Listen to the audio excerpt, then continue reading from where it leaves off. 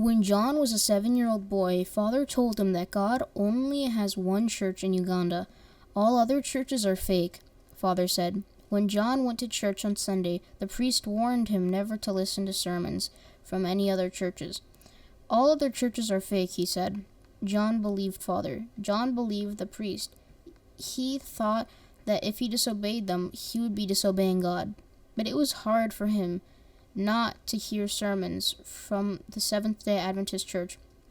John saw Adventists raise a big tent for evangelistic meetings. He heard beautiful music coming out from the tent. He liked the music and he wanted to listen, but he was too scared to go in the tent. So he stood outside nearby a store and listened from there. He enjoyed the music until it stopped and the sermon started. He remembered that the priests had told him not to listen to sermons from the other churches, and he ran away. The next day, John returned to the store to listen to the beautiful music. Then the sermon started. He ran away again. This happened day after day until the meeting ended.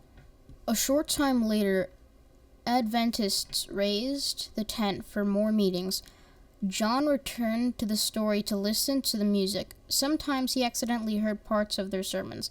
The preacher's word touched his heart. Every time he saw the tent being raised for meetings, John went to listen to the music.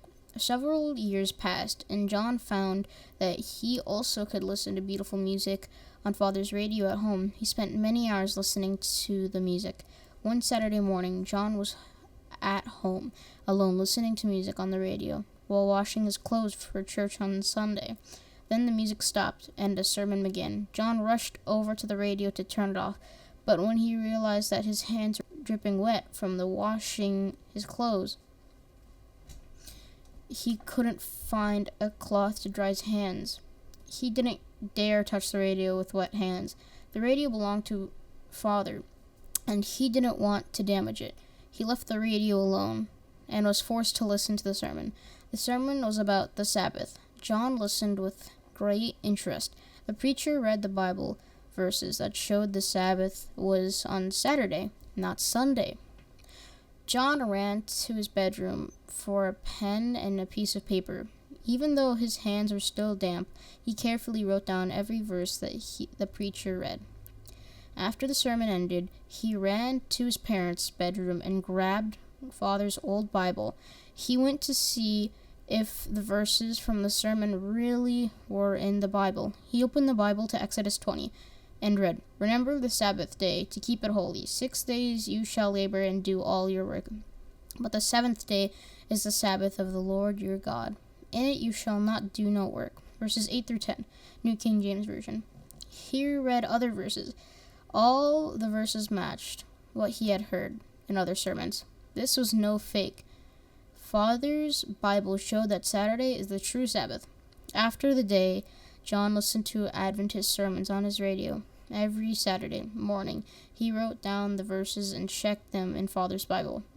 As John read the Bible, he kept wondering, how can I turn a blind eye to the truth? Did he need to keep the Sabbath as the Bible taught? One Saturday morning, the radio sermon was about Jesus' second coming. The preacher spoke about the signs that Jesus' coming was soon. John believed that Jesus was coming soon. He decided to give his heart to Jesus. Today, John has grown up and has become a pastor. He also manages on Adventist world radio stations that plays beautiful music and sermons for boys and girls and men and women in Uganda. Thank you for your 13th Sabbath offering this quarter that will help spread the good news about Jesus soon coming in Uganda and around the world. Please hit the subscribe button, hit the notification bell, and smash that like button. I'll see you soon. And also thank you so much to my animation team who helped me on this video.